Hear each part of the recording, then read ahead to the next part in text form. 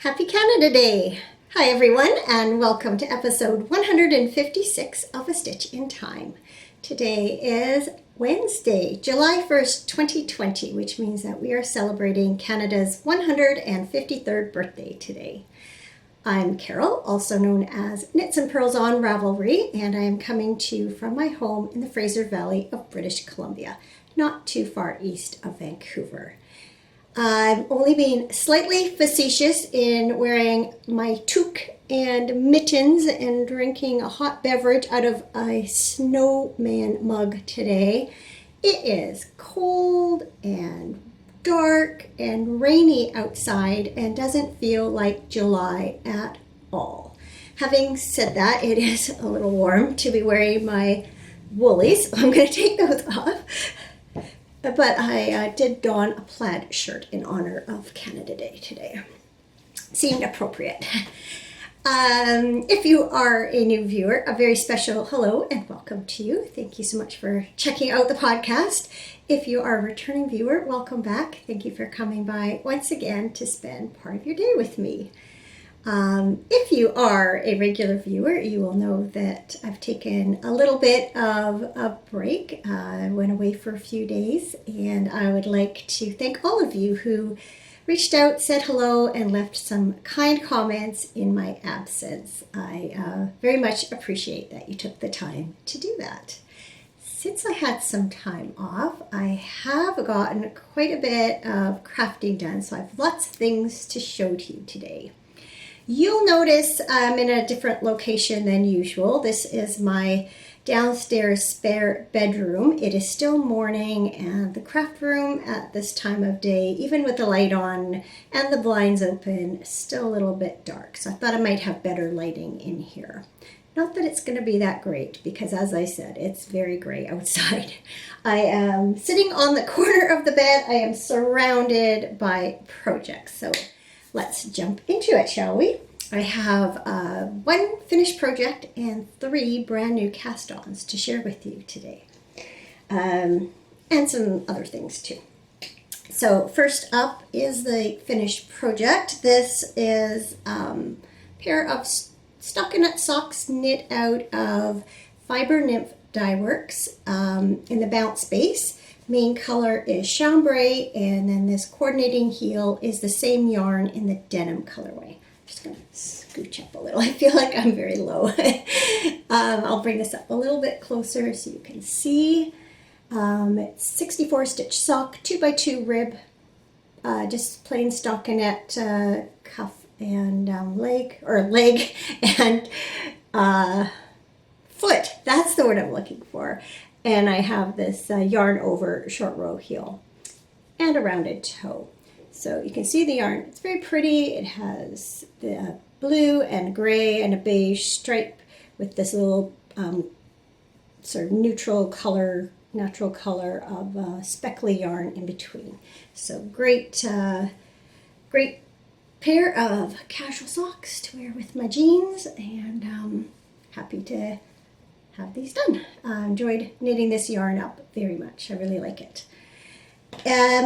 Something I showed you last time I recorded was the first of my Cirrus Socks, which is a pattern by Helen Stewart, part of her handmade Sock Society 3. And it is in the same yarn as the heel of those socks. This is the denim colorway of Fiber Nymph Dye Works Bounce Base. I just wanted to show it to you now that I've blocked this first sock. Last time I talked about how the leg seemed a bit slouchy, didn't go up too high, and a little bit big around, and I had tried it on before blocking, so I felt confident that it would fit fine, and I just wanted to show you that with blocking the leg did lengthen and kind of thin out. So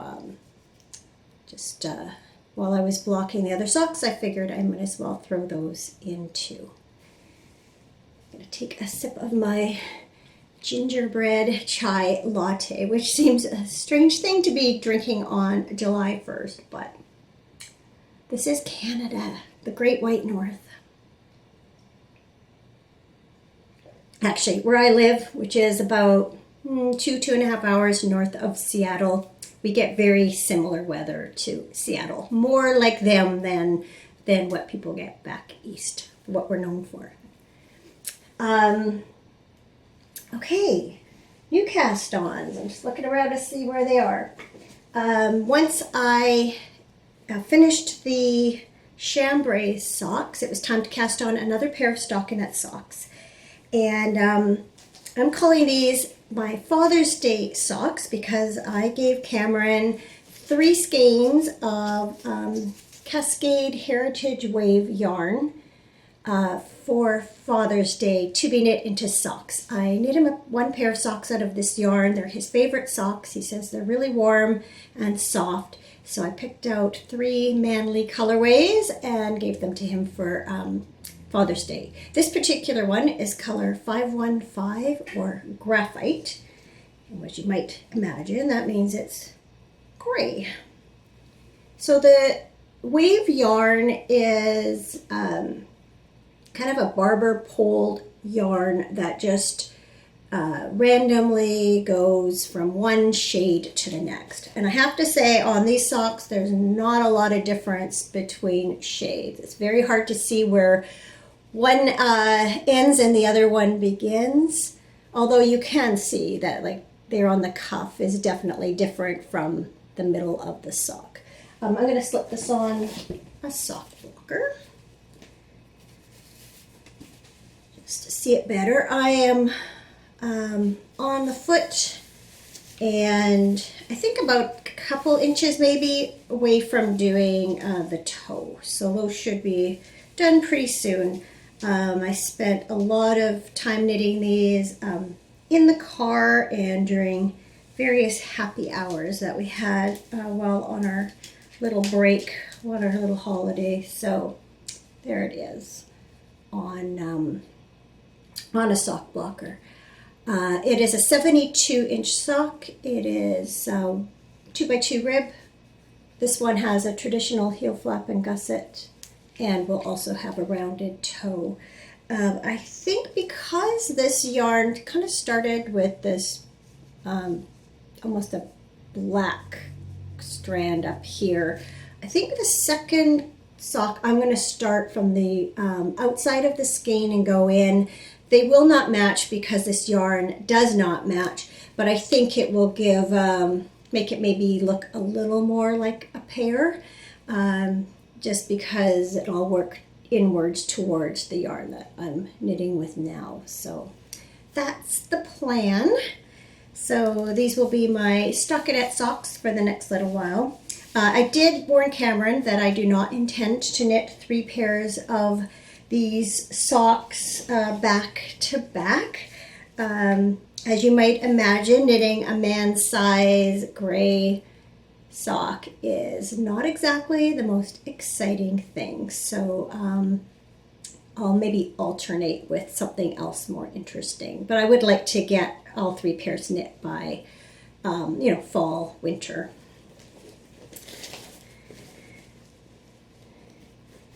Okay, that's in my Holt yarn and wool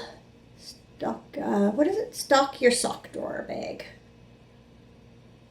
Their shop is in Carnation, Washington, not too far from Seattle, and I got this a few years ago when I visited there. All right, let's see. One disadvantage of not recording in my usual spot where I usually have my projects all sort of at my fingertips. These are all hiding behind me. I have to see what's where. One advantage is that I get to look out over my backyard at the flower garden, watch the birds, watch the raindrops. So it's a trade-off. My next project is the Lounging Top by Joji Locatelli. Hopefully that gives you a good look at it. It is just a very basic, lightweight, not necessarily a summer top, but it is sleeveless. On the other hand, it is knit out of wool, so maybe a spring/fall top. The original's knit in Madeline Tosh Merino Light, but I chose to do mine in a very similar yarn, which is Fleece Artist Merino Slim in the coral colorway. So I believe, actually I told you it was a brand new cast on, but I had actually cast this on the last time you saw me. I was just beginning the back. So correction there, but I have now knit the first part of the back and front. I've joined it together and knit about an inch, and I also decided to pick up the stitches for the neck right away and knit that. So once I get to the bottom, this sweater will be done, except for the blocking, of course.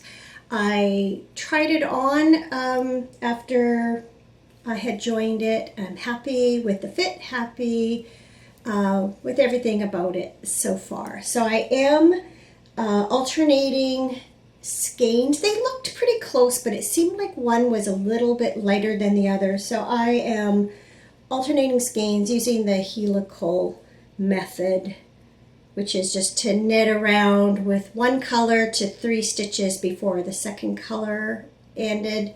Slip those 3 stitches, pick up the strand from the second skein, and then knit around and just keep repeating that. And that's gives you a nice, basically it means you're switching colors every row, but the end of your round sort of keeps shifting, so you don't end up with like a line of twisted stitches along the edge the way you do when you just knit around, drop one, pick one up at, say, the side seam.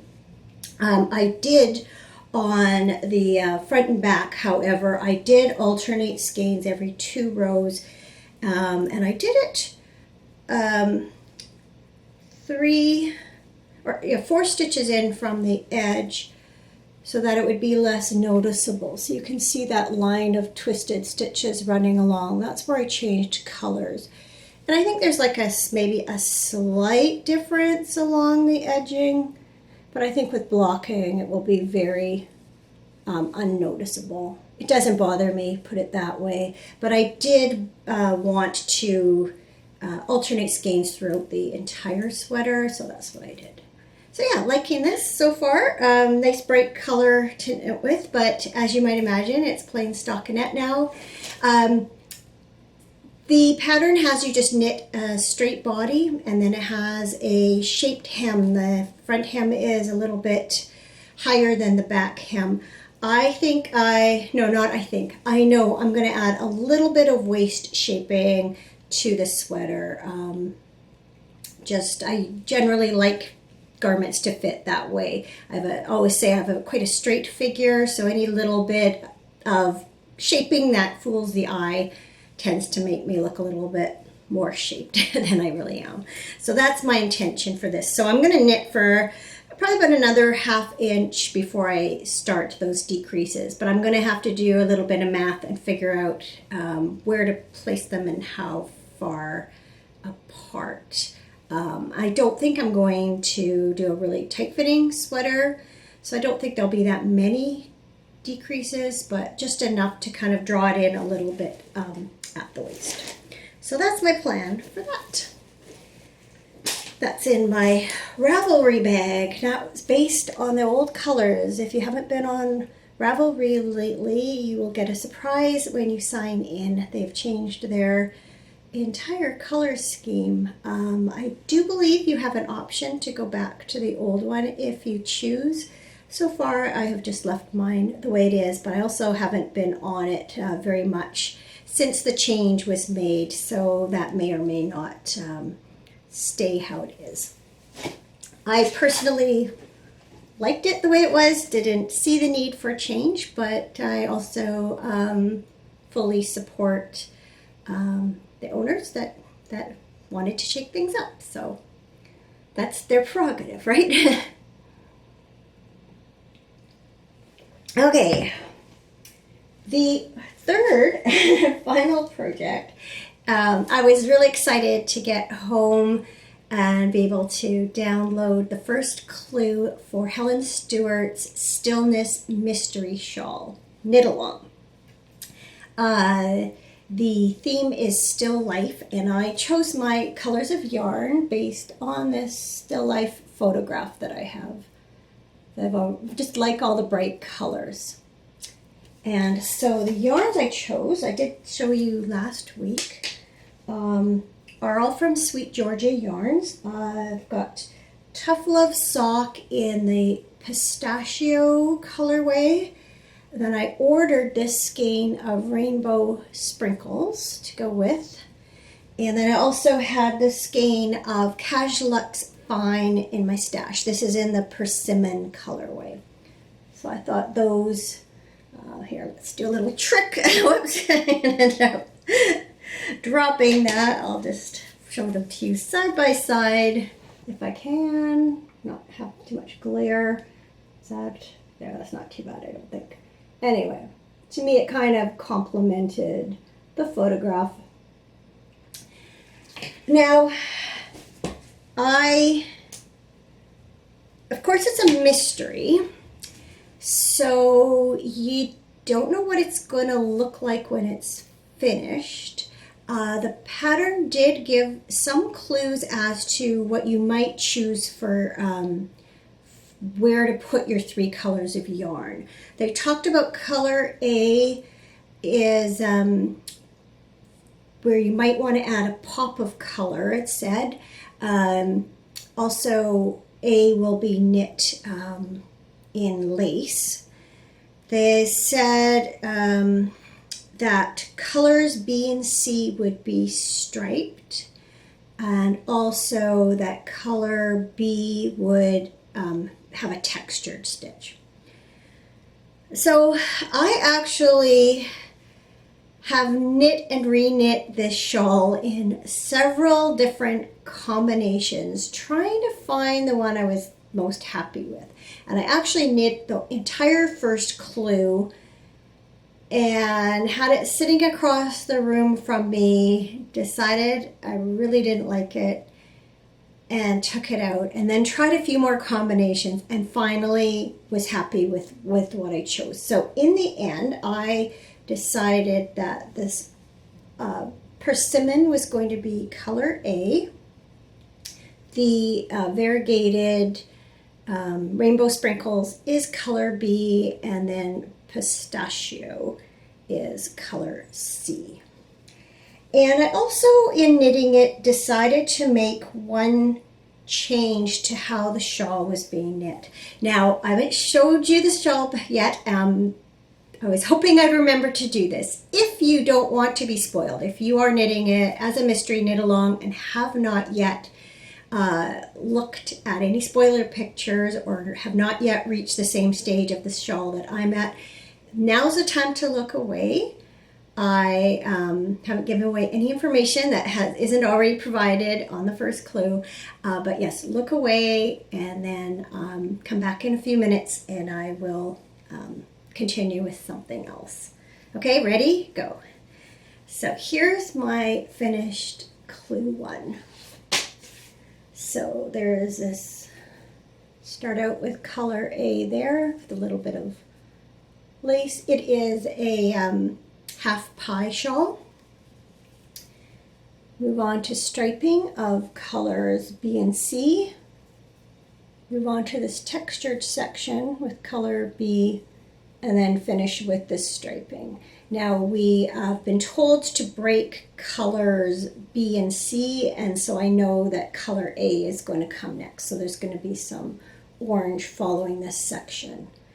The one change I did make is that, oops, I'm caught because I actually haven't broken any yarns at all anywhere. I'm carrying them all along the side so that if I decide that I do want to take it back, then I don't have a bunch of shorter pieces of yarn. I'll be able to wind up the whole skein again, which I'm glad I did in the first place because, as I say, I've sort of knit and reknit this. In any case, what I decided to do, these striped sections in the pattern are done with stocking stitch. So you knit the right side row and purl the wrong side row. And I decided that I preferred a garter stitch stripe here. One reason is that with all the stocking stitch, I found that the edges were really rolling. And I know that that will block out to some degree, but I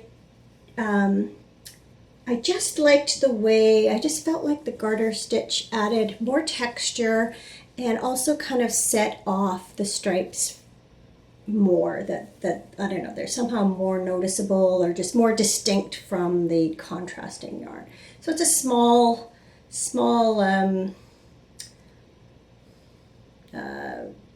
adjustment. That's not the word I'm looking for. You know what I mean. Small change, but one that I'm happy with. And I did originally knit it the way it was written, and I just preferred this look. So anyway, there's clue number 1. Looking forward to clue number 2 being released tomorrow. So next time I record, I should have more to show you on that. So my next segment is cross stitch. I took my autumn bell pull up to the cabin, and I was really hoping to finish the letter U, and I did. I think it was the night before or the morning that we left to come home. I think it was that morning that I finished it up. So there is U. Just gonna stand up there so you can see. I've done the letter itself, finished off the leaves, did all the back stitching, and put the lettering in. And so here is how it looks so far. A and U are done. And then I had started just the stitching on the letter T before I had picked it up again. And so I've continued with that. So there's not a lot to show you. I can probably show you from the back.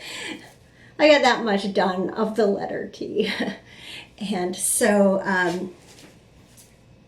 I had planned to start stitching on this again once I got home, but didn't end up picking it up. And then I believe I had told you that I had ordered some gold thread for this picture, my Oh Christmas Tree picture that I showed you a few weeks ago. And it arrived yesterday. Actually, I was going to record yesterday, but then my gold thread arrived, and even though I had initially planned not to do any of the gold threads until the very end, I had decided that I was changing my mind on that. And so I've been happily cross-stitching gold thread since then. So I will show you what I've done. So I think when I showed it to you last, I had almost finished the Christmas tree here. I think I'd added a little bit of something for ornaments, but so I've completed all the ornaments, added the candles, and I've decided to go ahead and add the gold threads. You can see I've put the star here. I've stitched the gold back stitching here for the candle flames, and then I've started to work on this frame that goes around part of the picture. So I've finished this side all the way down to the little boy, and I've just started on this side that goes down to the little girl. And then once I finish that gold stitching, then I'm going to continue with the Christmas tree. So even though the border might look like it's all just gold, it's actually a combination of 2 strands of the metallic, doing cross stitch with that, and then some of the cross stitch is done with 1 strand of the metallic and 1 strand of another color. So I'm not sure how much it shows up, but it actually has kind of a don't want to knock my cup over there. That would be a disaster. Whoops, banged on the window there. Anyway, I don't know if you can tell on screen, but it's kind of gives it a a more depth to it, I guess, because there are two shades of thread going on there. I don't normally enjoy working with metallic thread, and I ended up substituting the thread that they had called for with another one that was recommended when I went online, that said that generally in the newer projects from Lavender and Lace, which is what this is, company this chart is, that they use a different one now.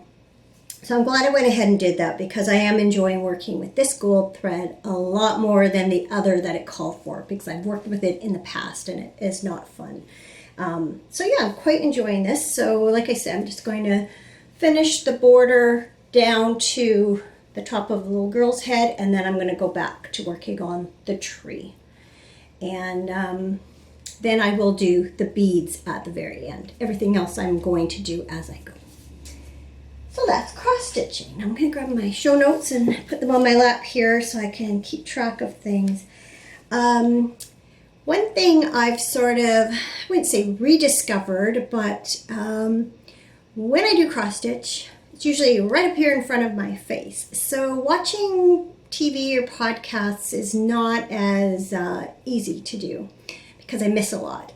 So I have started listening to audiobooks quite a bit lately. I do have an Audible subscription, and I do have quite a few credits I haven't even used yet, and I have quite a few that I have purchased with my credits that I have not yet listened to. So two that I've listened to recently are the new Royal Spiness book by Rhys Bowen called Love and Death Among the Cheetahs. And so the main character is now married. The last book was the end concluded with their marriage, and so now Georgie and Darcy are married, and they go on their honeymoon to Africa. And it's not quite just a honeymoon, because Darcy is involved in some sort of spy work. She's not too sure what he does for a living, and some of his work led them to Africa. So he kind of combined a little work and honeymoon. And for those who are not familiar with this series, Georgie is a distant relative of Queen Victoria. Queen Victoria, I think, was her great-grandmother or great-great-grandmother, but she's a minor royal. And then I also listened to a book called The Jane Austen Society by Nathalie Jenner. It's not a book I'd heard of. It came up on my suggested titles, and I quite enjoyed that. It takes place just after World War I in England, and the story brings together a number of people who love Jane Austen and whose books have played a role in their lives as they, in some cases, are suffering with loss. And it brings all these people together. They decide to form the society. So at the end of the book, there was actually an interview with the author, and she said she chose that time period because that is when the Jane Austen Society was formed. She just made up the characters who formed it. So I quite enjoyed that. I am not I've read all of the Jane Austen books. I've actually, I believe, listened to most of them. I found them hard to get through just reading, but I found just listening to them with the language, it can be a bit dated, can be a bit hard to get through. And I've seen at least a couple of movies. I know Pride and Prejudice and Sense and Sensibility. So I'm familiar with Jane Austen, but not to the extent that some people are. And then I've just started reading a book that my mom has lent to me. It's not all fluff around here. This one is called French Canadians Furs and Indigenous Women in the Making of the Pacific Northwest by Jean Barnum. Jean Barnum is a professor at the University of British Columbia. I had to read one of her books for a history course when I was doing my degree. And the subject of the fur trade, I guess it's kind of shaded there with the window. The subjects of the fur trade and Indigenous women and French Canadians are all something I'm interested in. I am of French Canadian descent, and some of my ancestors were in the fur trade, and some of my ancestors are Indigenous women who also were part of the fur trade. And so the subject's very interesting to me. They were not, however, located in the Pacific Northwest, more on the prairies, but I am interested just in the subject matter. So my mom very happily lent it to me. I said, "Are you sure?" She said, "Here, I got a book I think you might like." And I was like, "You sure you don't mind lending it now?" She goes, "Look at my table full. I've got lots to read in the meantime." So I was happy to take it off her hands, and I'm enjoying it. The beginning of it so far. Just literally just started. So my drink is just about cold here and just about gone. Correction, it is cold. It's been almost 2 weeks since I last recorded, so not surprisingly, lots has gone on since then. There's lots to talk about. So first and foremost, I got my hair cut. Yay, that was a week ago Saturday. It had been 5 months to the day since I'd had a haircut. So there's a lot to come off. It was not nearly as scary as I would have thought it would be 2 months ago. It does help that we've been going to the same hairdresser for many, many years. So there's that familiarity there. And their shop is set up in a very controlled way of who they're letting in and how, and cleaning between clients and things like that. We both wore masks. It felt very safe, and it just feels just so good to have a more manageable hairstyle. I was definitely ready for that by the time it happened. I realized after I had recorded that I did not mention that the next weekend coming up, or the next Sunday coming up, was Father's Day. So a belated Happy Father's Day to any fathers who may be out there. I know it's mostly a female audience, but you never know. We spent part of our Sunday afternoon over at our daughter's with our son-in-law and grandchildren. Had a nice outdoor visit with them. That was kind of in between packing because we were leaving the next day for the cabin. Normally on Father's Day, our two boys come over in the evening with beer and pizza and movies, and Cameron and them sit down in the family room downstairs and eat pizza, drink beer, and watch movies all evening.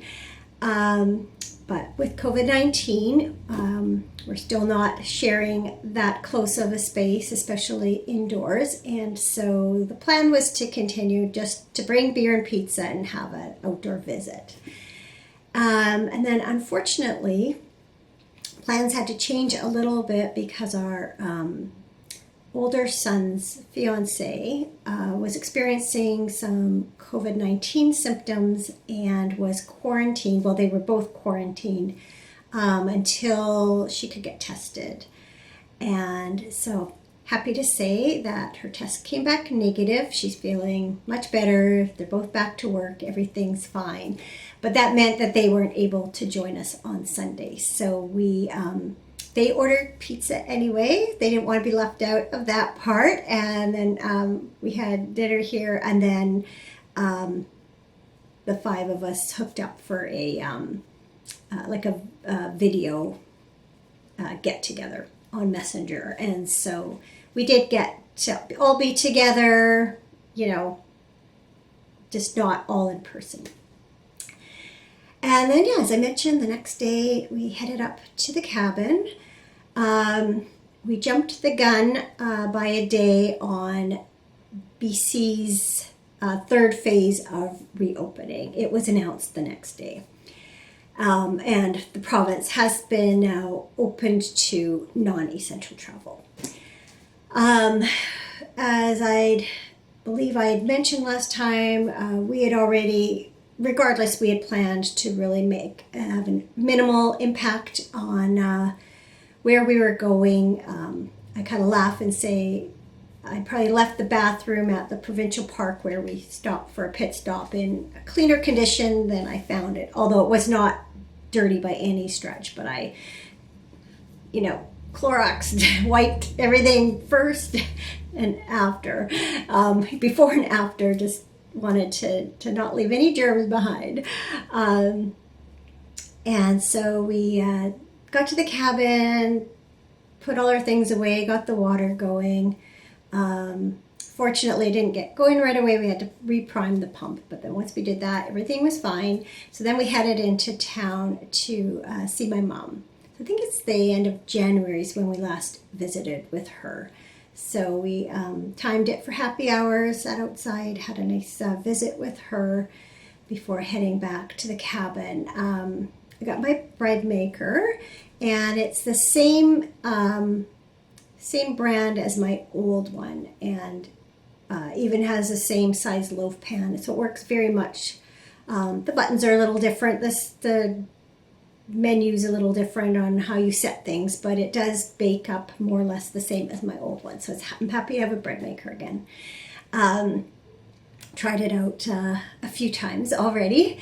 And then, our week, well, we weren't there. We were there 5 days, I guess. And it was a good mix of work and play. We spent pretty well all Tuesday cutting grass. We have a big piece of property with 4 cabins on it. It's my dad's family.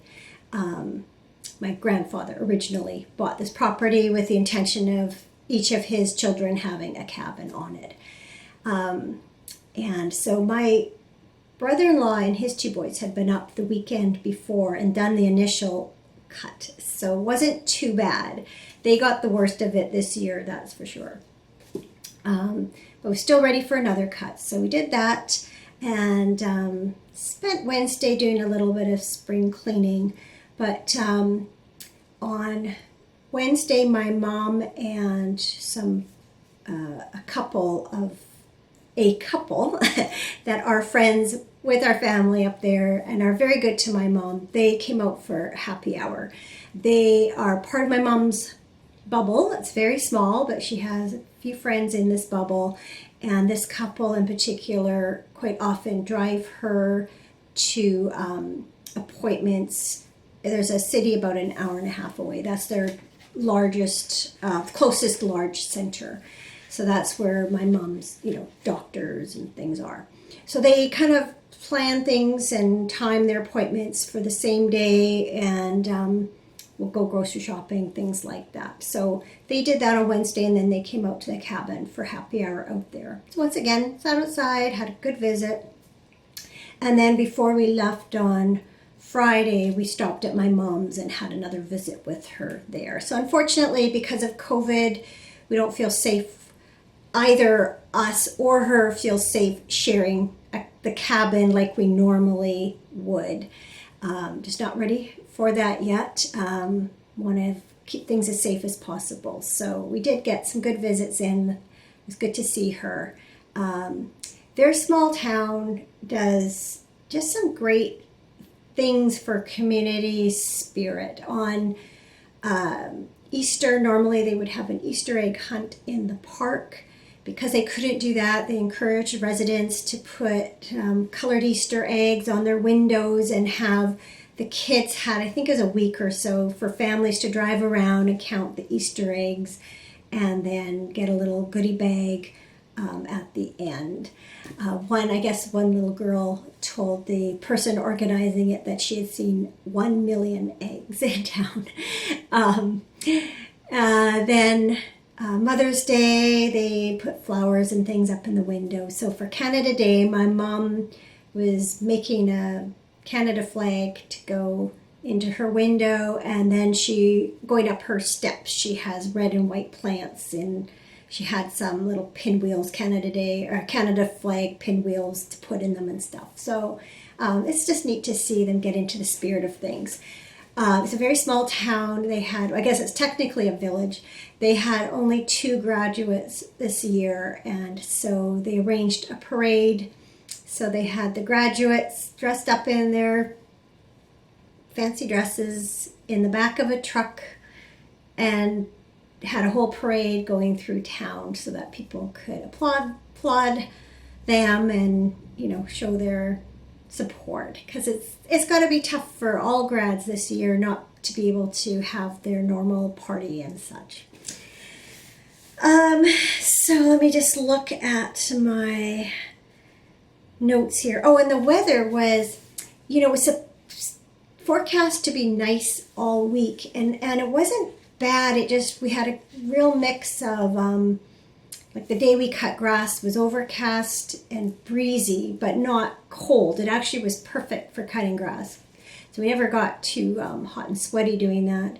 But Thursday was the only day we had that was sunny all day and nice breeze. It was so beautiful.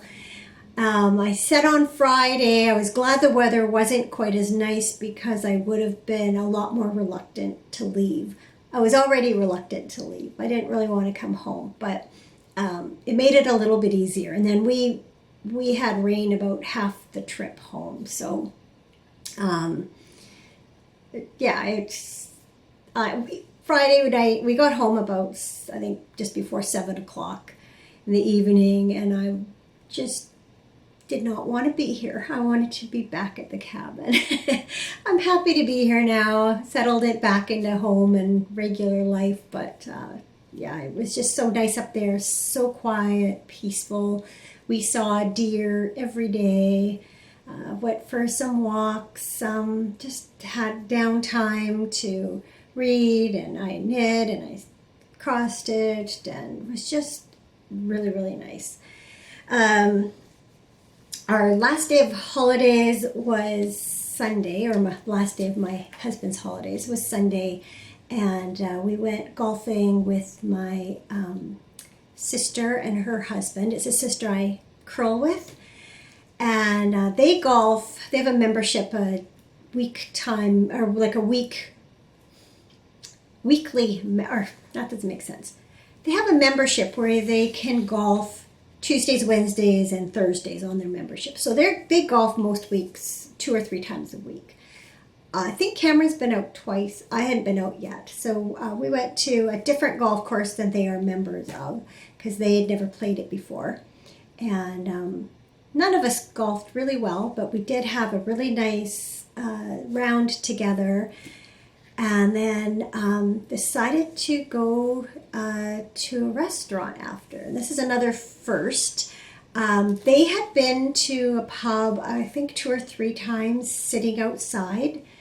And they were saying, you know, where they had gone, they were able to socially distance from the couple that they were with. So we thought we would check out this restaurant that's quite close to the golf course that we've been to before, and they have an outdoor patio, and we thought, well, let's go see how it is. Well, it turned out we had a corner table, lots of space to spread out from each other and also from other patrons. And so, yeah, there's my first meal back at a restaurant. Don't intend to go inside a restaurant anytime soon, but I felt perfectly safe outside. You know, we kind of sat together. My sister and brother-in-law sat together across from us, but there's lots of space to spread out. And yeah, it was okay too. So baby steps, I guess, is what it comes down to. As I mentioned, our 3rd phase of reopening has taken effect. So we're now able to travel around the province, although we're still being cautioned to, practice all the smart stuff, social distancing, washing hands, wearing face masks if you can't social distance.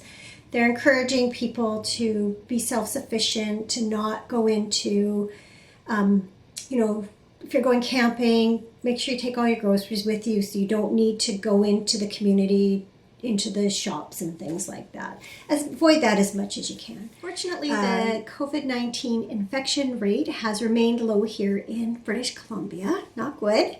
And yesterday, our provincial health officer announced new regulations around visiting long-term care and assisted living facilities. So as many of you know, my mother-in-law is 95 years old and lives in an extended care home on Vancouver Island. And none of us have been able to go see her since all of this happened.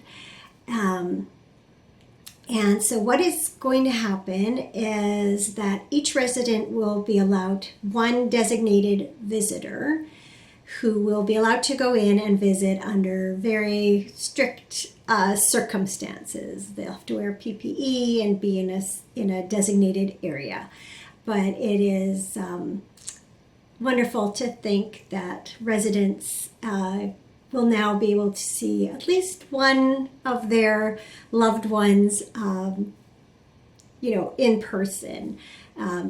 The place where my mother-in-law lives does have like a video chat program set up. Cameron talked to her that way on her birthday, but unfortunately it's set up during the week, during working hours, and so it doesn't work out very well for him. But his brother-in-law and sister-in-law have a weekly chat set up, so that she's been able to see people, but to actually see them in person is something quite different.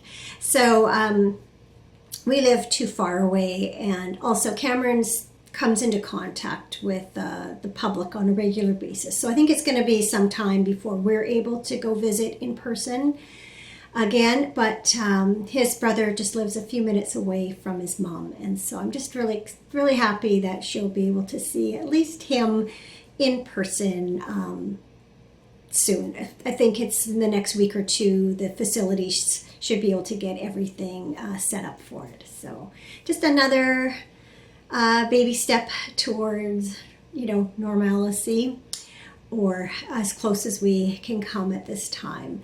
So cross fingers it goes well. Obviously, if there is an infection in a facility, it will be shut back down again to visitors. But our health officer is hoping that if everything goes well, that by the end of the summer, those restrictions can be eased a little more, and more than one visitor would be allowed. So that would be good. So as I mentioned, today is Canada Day. It is a federal statutory holiday, but unfortunately Cameron's at work, even though technically he is supposed to have it off. You know what it's like? You go away on holidays and you come back and it's like you never left. And one of the stores he oversees is quite short-staffed, so he thought he should go in and spend some time there today, help out. So he's hoping not to be there all day. So hopefully, he won't be his usual long work day. Hopefully he'll be home sometime this afternoon. But in the meantime, I thought it was a good day to record while he wasn't here. Not surprisingly, because of COVID-19, Canada Day celebrations have all been canceled.